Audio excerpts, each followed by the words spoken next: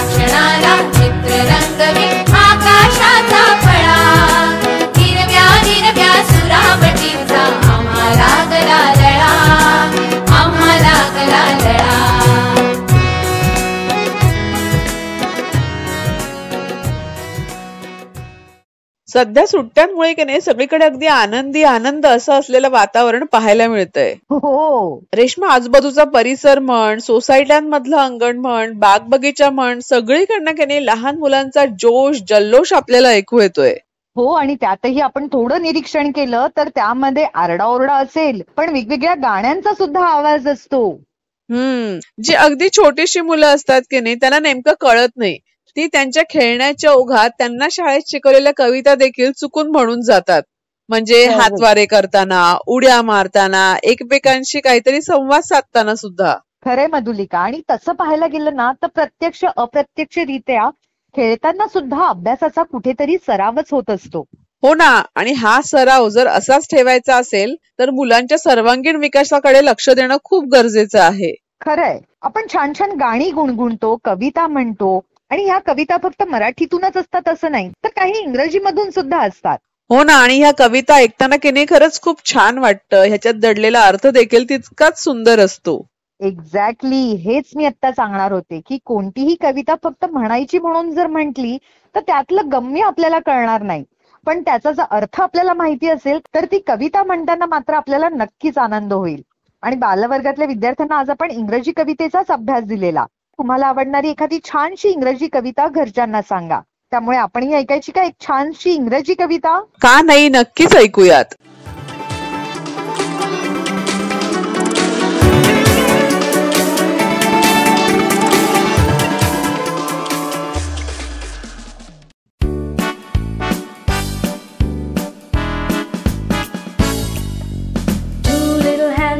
Clap, clap, clap. Two little legs go tap, tap, tap. Two little eyes are open wide. One little head goes side to side.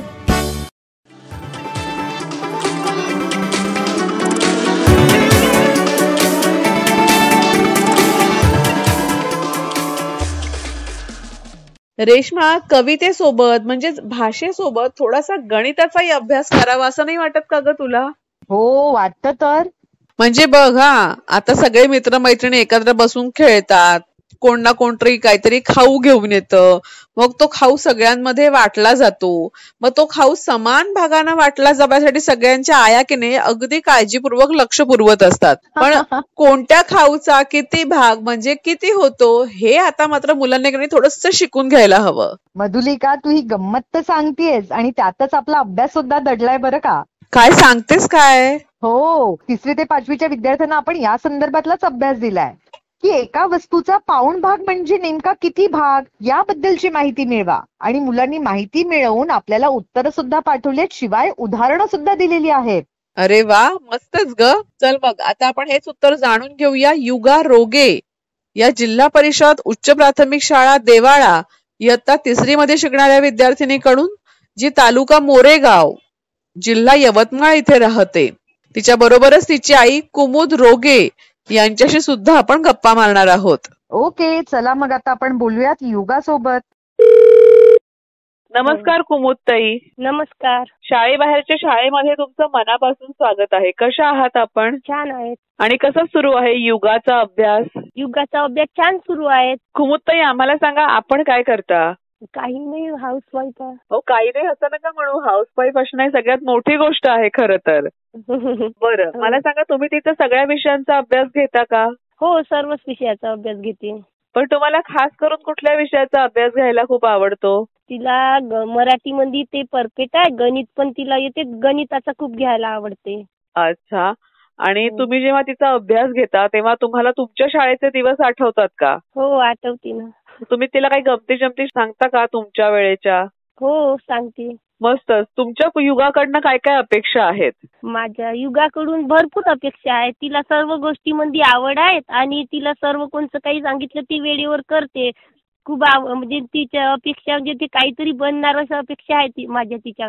आणि तुम्हाला युगामधली सगळ्यात आवडणारी गोष्ट कुठली आहे? युगामध्ये सर्वात आवडणारी गोष्ट ती अभ्यास खूप छान करते.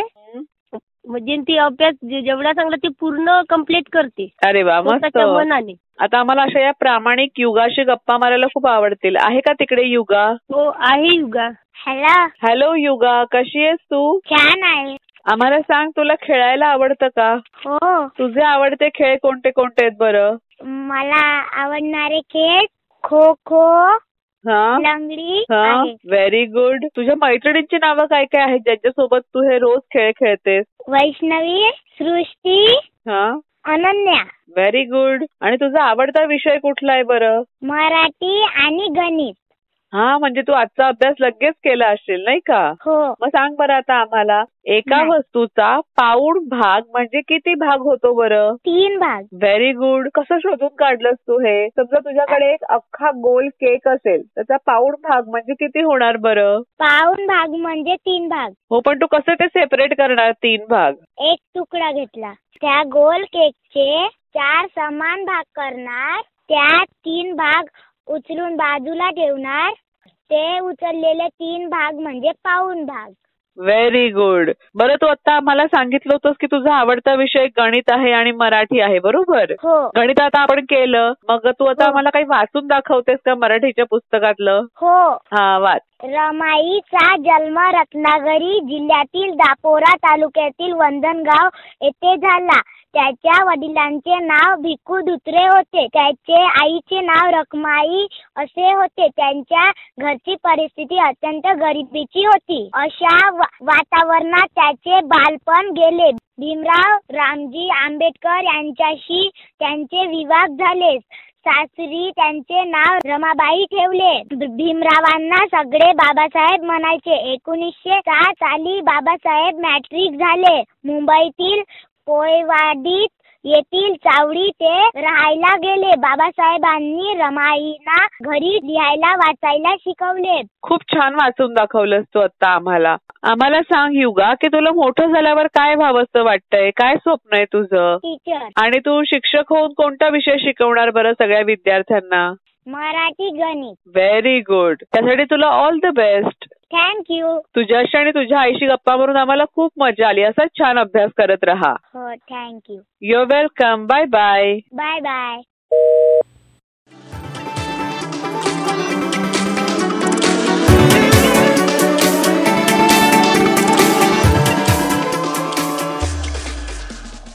रेश्मा बघ, युगानेच काय सगळ्या मुलांनीच आपल्याला पटापट सांगितलं की पाऊण भाग म्हणजे नेमका किती भाग होतो ते. बरोबर. पण मुलांना मात्र गोष्ट की नाही अर्धी, पाऊण किंवा चतकोर अशी ऐकायला आवडत नाही. त्यांना गोष्ट मात्र एका वेळेला पूर्णच ऐकायची असते. खरंय खरंय. आणि इथेही आपण कोणाचाही हिरमोड करणार नाहीये. आजही आपण मुलांना पूर्ण गोष्ट ऐकवणार आहोत, कारण नाही म्हटलं तरी आज आपण 599व्या भागात पोहोचलेलो आहोत आणि काही दिवसातच आपण आता 600 भाग सुद्धा पूर्ण करणार आहोत. तर चला एक सेलिब्रेशन तर गोष्टीचं व्हायलाच हवंय. हा नक्कीच. आणि पौर्णिमेच्या रात्री नीलंबरा उमललं. लेखन अपर्णा अत्रेय, चित्रांकन निर्जरा वेरुलकर, मराठी अनुवाद वर्षा गजेंद्र गडकर. खूप खूप वर्षांपूर्वीची गोष्ट आहे. एका जंगलाच्या परिघावर पक्षीपूर नावाचं छोटंसं गाव होतं. त्या गावात लहानसा बकू राहायचा. त्याला वस्तू मोजायला फार आवडायचं. शाळा सुटली की तो आपल्या आईला भाज्यांचं वजन करायला आणि आलेले पैसे मोजायला मदत करायचा. एकदा संध्याकाळी बकूला रंगबिरंगी पक्ष्यांची एक जोडी दिसली. ते पक्षी हसले आणि भुरकन उडाले. बकू त्यांच्या मागे धावला. पक्षी एका गुहेतून जंगलात उडाले. या पक्ष्यांसारखी इथली प्रत्येकच गोष्ट निराळी होती. ती निळी वानरं शीळ घालत होती का, आणि ती गुलाबी हत्ती ते गुणगुणत आहेत असं वाटत होतं. बकूला सूर्य कधी बुडला हे कळालंच नाही. एकदम अंधार पडला आणि तो जंगलात हरवला. थोड्या अंतरावर त्याला धगधगणाऱ्या ज्वाला दिसल्या. एक बाई येरझाऱ्या घालत होती. तिचं नाव होतं मिडू. बकू तिच्या जवळ गेला आणि त्यानं हळूच तिला विचारलं, काय झालंय? मी झोपू शकत नाही. 6 महिन्यांपूर्वी माझ्या 10 वर्षाच्या मुलीला कोयाला एक विचित्र आजार झालाय. तेव्हापासून ती उठून बसू शकत नाहीये. मिडू म्हणाली. या आजारावर काही इलाज नाहीये का? बकूनं विचारलं. एकच उपाय आहे, नीलंबरा फुलाचा मध. ती म्हणाली.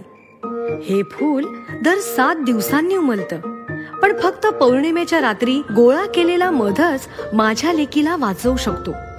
गेल्या 6 महिन्यात पौर्णिमेच्या रात्री हे फूल एकदाही उमललं नाहीये. कोया तर दिवसेंदिवस अशक्त होत चालली आहे.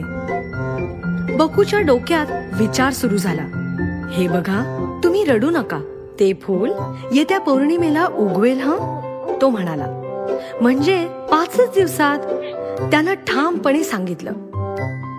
तू इतक्या खात्रीनं कसं सांगतोयस? मिडूनं विचारलं. बकूनं मनात सगळा हिशोब केला होता.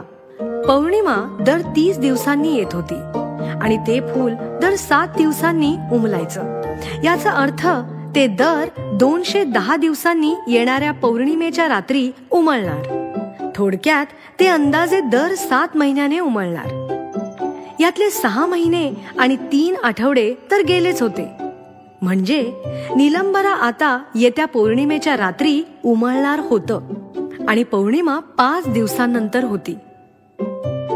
मिडूनं बकूचे आभार मानले आणि त्याला तिनं परत त्याच्या गावात पोचवलं. 3 आठवड्यांनी एक दिवस बकू जांभळं गोळा करत असताना त्याला मिडू दिसली. ती त्याला पाहून धावत आली आणि बकूनं तिला मिठी मारली. बकू, ही बघ, ही माझी कोया, ती म्हणाली. तू सांगितलंस त्याच रात्री ते फूल उमललं बरं का? आणि त्या मधानं चमत्कार केला. कोया छान बरी झाली आणि मिडूचं आयुष्य सुरळीत सुरू झालं. बकूनं कसा हिशेब केला. नीलंबरा फूल दर 7 दिवसांनी फुलतं आणि पौर्णिमा दर 30 दिवसांनी येते हे बकूला माहित होतं.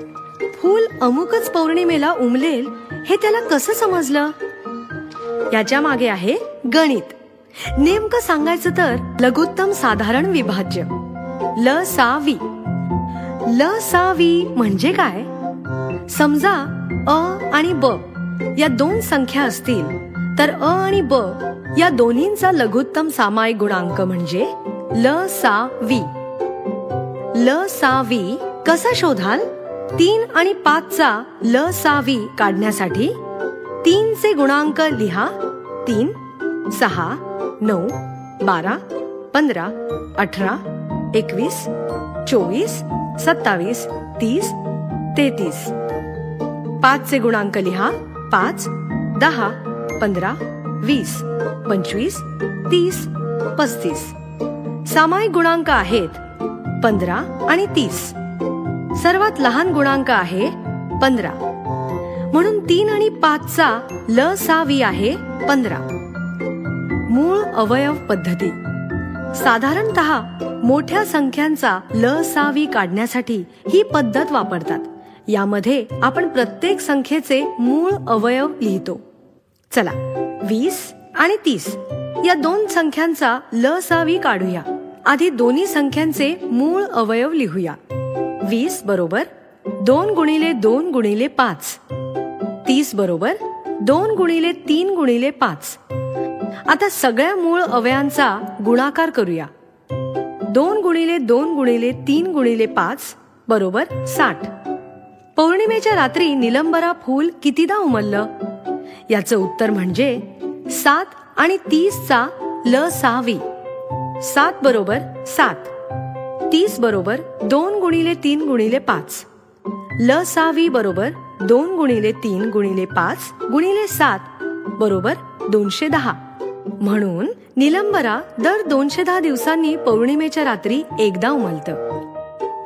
कल्पना करा की तुम्ही जवळच्या दुकानातून चमचमीत वडापाव आणण्याचं ठरवलं आहे. दुकानात गेल्यावर तुम्हाला समजतं की एका पाकिटात 3 वडे येतात आणि पाव एका पाकिटात 4 येतात. मग वडा आणि पावाची तुम्हाला प्रत्येकी किमान किती पाकिटे विकत घ्यावी लागतील सांगा बरं. मात्र अशी खरेदी करायची आहे की वडा किंवा पाव काहीच जादा होता कामा नये. इथे तुम्हाला ल-सा-वी मदतीला येईल. चला मस्त पार्टी करा.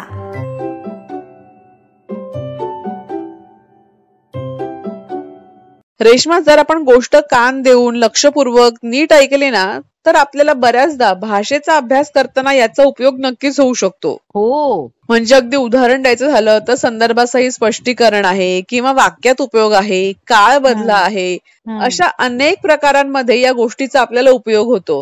हो मधुलिका, आणि कोणतीही भाषा झाली तरी त्याचं व्याकरण हे महत्वाचंच आहे. अर्थातच भाषेनुसार प्रत्येक भाषेचं व्याकरण हे वेगळंच असतं. पण ते जर जाणून घेतलं तर आपला कोणत्याही भाषेचा अभ्यास हा अगदी योग्यरित्या होऊ शकतो आणि आपल्याला भाषेवरती देखील प्रभुत्व मिळवता येतं. त्यामुळे सगळ्यांनीच व्याकरणाची भीती न बाळगता व्याकरणाशी गट्टी करा आणि मग बघा तुम्हाला भाषेचा अभ्यास कसा सोपा वाटतो ते. चल मग आज आपण गट्टी करण्यासाठी एक पाऊल पुढे जाऊयात, कारण 6वी ते 8वीच्या विद्यार्थ्यांना आपण व्याकरणाचाच एक छानसा अभ्यास दिलाय. काय ग अभ्यास? त्यांना आपण विचारलंय की संयुक्त वाक्य कशाला म्हणतात हे उदाहरणं देऊन सांगा. आणि मुलांनी संकल्पना स्पष्ट करून वेगवेगळी उदाहरणं सुद्धा आपल्याला दिलेली आहेत. तर आता कोणत्या हुशार विद्यार्थी किंवा विद्यार्थिनीशी आता आपण बोलूयात बरं? आज आपण बोलूयात यशस्वी भोयर या जिल्हा परिषद उच्च प्राथमिक शाळा रामपुरी इयत्ता 7वी मध्ये शिकणाऱ्या विद्यार्थिनी सोबत, जी तालुका नरखेड जिल्हा नागपूर इथे राहते. ओके, चला मग आता आपण बोलूयात यशस्वी सोबत. हॅलो हॅलो मॅडम, बोला ना. यशस्वी, हाय, कशी आहेस तू? चांगली आहो. आणि अभ्यास कसा चालू आहे तुझा? चांगला. शाबास. परीक्षा जवळ आली आहे ना? हो मॅडम. मग अभ्यासही जोरदार व्हायला हवा ना आता? हो मॅडम. कोणता विषय तुला आवडतो बरं? मराठी. अच्छा. आणि आज आम्ही संयुक्त वाक्य गणित आहे ना, तुला कोणत्या विषयाचा अभ्यास दिलाय? संयुक्त वाक्य. हो, पण गणिताचा आहे ना तो? हो. आणि आज आम्ही अभ्यास गणिताचा दिलाय, तो तू केलायस का? हो. शाबास. मग चल आधी आपण थोडासा अभ्यास करूयात आणि मग बाकीच्या गप्पा मारूयात. आम्हाला सांग संयुक्त वाक्य कशाला बरं म्हणतात? 2 उतर 2 किंवा अधिक केवळ वाक्य प्रधान अभयान. पहिल्यापासून सांग. तुझे मध्ये मध्ये बटणं दाबली जात आहेत मोबाईलची. नाही मॅडम. बरं बोल, आता पहिल्यापासून बोल. ऐक, हा मराठीचा अभ्यास आहे. मराठी आहे ना? मग थांब. मग यशस्वी, आज आम्ही दिलेला अभ्यास केलायस का तू? हो. शाबास. मग आम्हाला सांग संयुक्त वाक्य कशाला म्हणतात बरं? 2 किंवा अधिक केवळ वाक्य प्रधानतक बोधक उभयान्य अव्यन्य जोडली असतात. जे एक जोड वाक्य तयार होते त्या संयुक्त वाक्य असे म्हणतात. गुड. आणि याची उदाहरणं काय देशील? पहिला उदाहरण, आकाशात ढग जमतात आणि मोर नाचू लागतो. दुसरा उदाहरण, आपले काम करा व दुसऱ्यांची मदत पण करा. तिसरं उदाहरण, सीमाने जेवण केलं व ती झोपी गेली. ओके, गुड, छान. आणि हा अभ्यास करण्यासाठी तू कोणाकोणाची मदत घेतली? भावाची, मम्मीची, पप्पाची. ओके, शाबास. एवढा कठीण होता अभ्यास की तुला एवढ्या सगळ्यांची मदत घ्यावी लागली? नाही. ओके, बरं आम्हाला सांग, तुला मोठं झाल्यावर काय बनायचंय? डॉक्टरीन. अच्छा, मग तुला फक्त मराठीचा अभ्यास करून नाही चालणार, तुला गणित आणि विज्ञानाचाही अभ्यास करावा लागेल. हो. गुड. आम्हाला सांग आता की तू शाळेबाहेरची शाळा हा कार्यक्रम ऐकतेस का ग? हो मॅडम. आणि आज या कार्यक्रमात तू सहभागी होतीयस, तर कसं वाटतंय तुला? चांगलं वाटत आहे. हो ना. मग तुला पुन्हा या शाळेत सहभागी व्हायला आवडेल का? हो मॅडम. गुड. आता आम्हाला तू मराठीच्या पुस्तकातले तुझ्या आवडत्या धड्यातले काही 2 परीक्षेत वाचून दाखवू शकतेस? हो मॅडम. कविता म्हणू का मॅडम? हो म्हण. जय जय महाराष्ट्र माझा, गरजा महाराष्ट्र माझा, भीती नामा तुझी मुडी गडगडणाऱ्या नभा, अस्मानाच्या सुलतानी लाज बाबा देती जिबा, सह्याद्रीचा शिव गरजतो शिवशंभू राजा, दरी दरीतून नांद गुंजला महाराष्ट्र माझा, जय जय महाराष्ट्र माझा, गरजा महाराष्ट्र माझा, काड्या छातीवरी कोरली अभिमानाची लेणी, पोलांदी मनघटे खेळली खेड जीव घेणी, जाळींद्राच्या उन्हात शिजला निदड्याच्या घामाने भिजला, देश गौरवासाठी जिजला दिल्लीचेही टट्टराहित महाराष्ट्र माझा. इथेपर्यंतच आहे मॅडम. Hello madam. छान म्हटलंस यशस्वी हे गाणं तू. अजून थोडंसं सुरात हवं होतं, पण तुझा प्रयत्न खूप छान होता, आम्हाला आवडलं. हो मॅडम. असाच छान अभ्यास करत राहा. तुला पुढील वाटचालीसाठी आणि परीक्षेसाठी शुभेच्छा. Thank you madam. You welcome. Bye bye. Bye bye.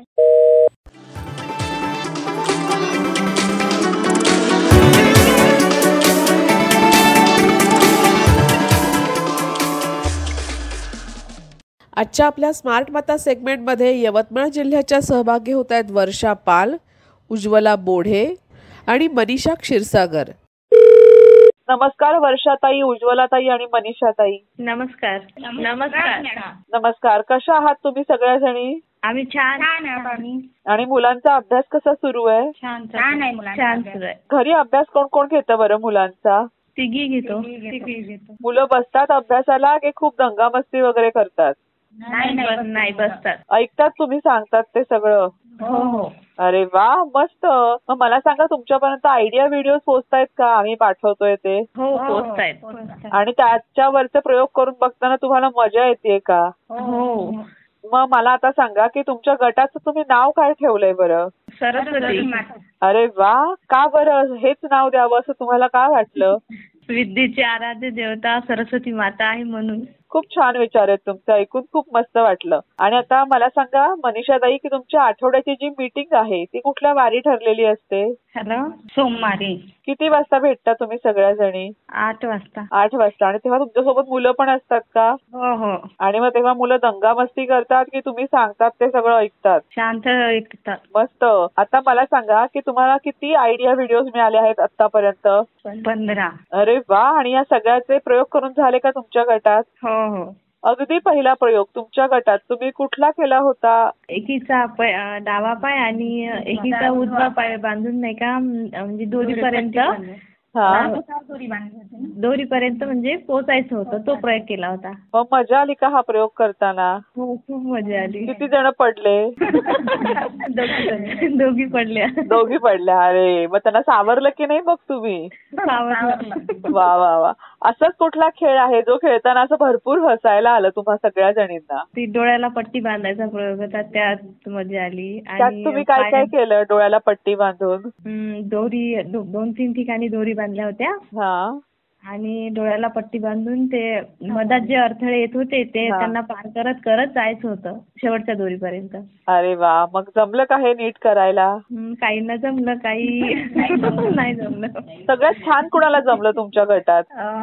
नाही, वर्षाताईला जमलं होतं. अरे वा, जमलं होतं. असे कुठले कुठले आयडिया व्हिडिओज आहेत जे बघून तुम्हाला असं वाटलं की अरे वा, ह्यातून काहीतरी आपल्याला नवीन शिकायला मिळालं? कागदापासून एक नवीन प्रयोग केला आम्ही आणि फुलाचाही केला होता पण. अच्छा, काय काय केलेलं तुम्ही त्या कागदापासून आणि त्या फुलापासून? रांगोळी, फुलाच्या रांगोळी काढल्या होत्या हा, आणि कागदांचे असे चित्र केले होते. बर, हे असे. हो, ते प्रयोग करून पाहिले होते आम्ही. अरे वा, मस्त. मुलं जेव्हा तुमच्यासोबत हे सगळे प्रयोग करतात तेव्हा त्यांना मजा येते का? हो, मजा येते ना. अच्छा, वर्षाताई, आता तुम्ही मला सांगा की काही अक्षरांवरचे आणि काही अंकांवरचे, काही मोजायचे किंवा काही शब्दांवरचे पण आयडिया व्हिडिओज होते, बरोबर? हो हो. मग असे कुठले कुठले तुम्ही आयडिया व्हिडिओजचे प्रयोग तुमच्या गटात केले? काय काय केलं ते करताना? घरातील वस्तूंच्या सहाय्याने केलं होतं आम्ही. काय काय विचारलेलं त्या वस्तूंवरनं मुलांना? वाटायचे अंक असं विचारलं होतं त्या मुलांना. मग बरोबर सांगितले का मुलांनी वाट्यांचे अंक? मग त्या वाट्या मोजून दाखवल्या का मुलांनी? हो हो, वाट्या मोजून दाखवल्या मुलांनी. हा, आणि अंक केले, चम्मच ठेवले होते, अजून चम्मच मोजून दाखवले. अच्छा, हो, छानच. आणि मला सांगा आता की अक्षरांवरनं मग किंवा शब्दांवरनं काही प्रयोग केले का? काही वाक्य वगैरे बनवली का मुलांनी? तुम्ही काही प्रश्न विचारले का मुलांना त्या संदर्भात? अंक विचारले होते ABCD असे त्यांना एक एक. हा, ते सांगितले मुलांनी छान. अरे वा, मस्त. आणि जेव्हा तुम्ही मुलांकडनं आता हे प्रयोग करून घेताय तेव्हा तुम्हाला मुलांमध्ये काही फरक जाणवतोय का? हो, जाणवतो ना फरक. काय काय जाणवतो फरक? छान, म्हणजे त्याला आपल्या मतानं करता येतात असे प्रयोग. छान करता येते त्यांना, मुलांना अंकाची ओळख अशी.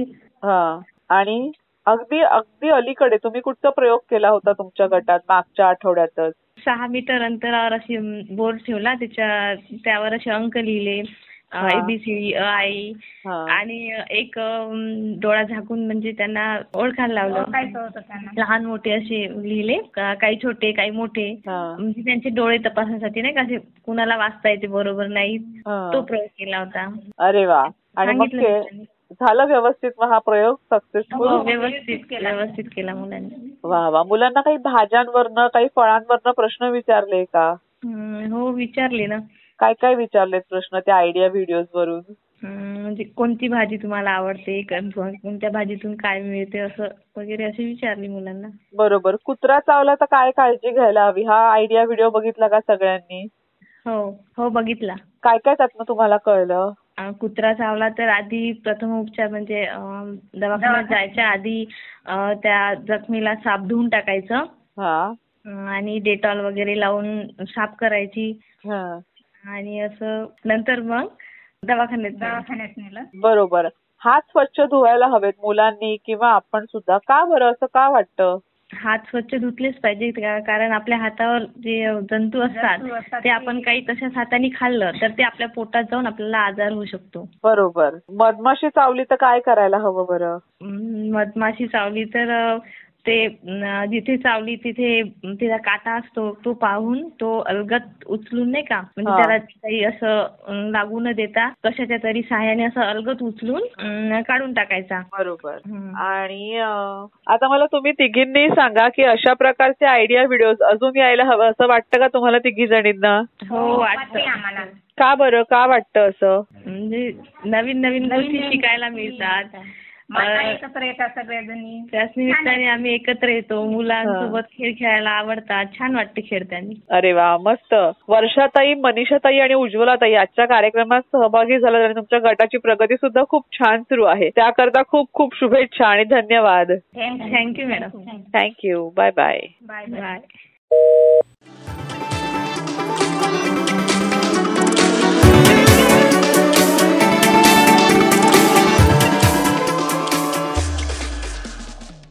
फ्रेंड्स, आपण जेव्हा इतर भाषा हाताळतो तेव्हा आपण ऐकणं जास्त पसंत करतो. पण भाषा हा विषय असा आहे ना की जेवढं साहित्य आपण वाचू, जितकं आपण लिखाण करू, तितकी आपली भाषा विषयातली गोडी आणखी वाढते. ते वाचन सुद्धा दीर्घकाळ आपल्या लक्षात राहतं. वाचनाचा कधी कधी कंटाळा येतो हे खरं आहे, पण एखादा शब्द समजलाच नाही तर शब्दकोशात त्याचा अर्थ नक्कीच मिळेल, आणि तेही अगदी व्याकरणाच्या स्पष्टीकरणासह.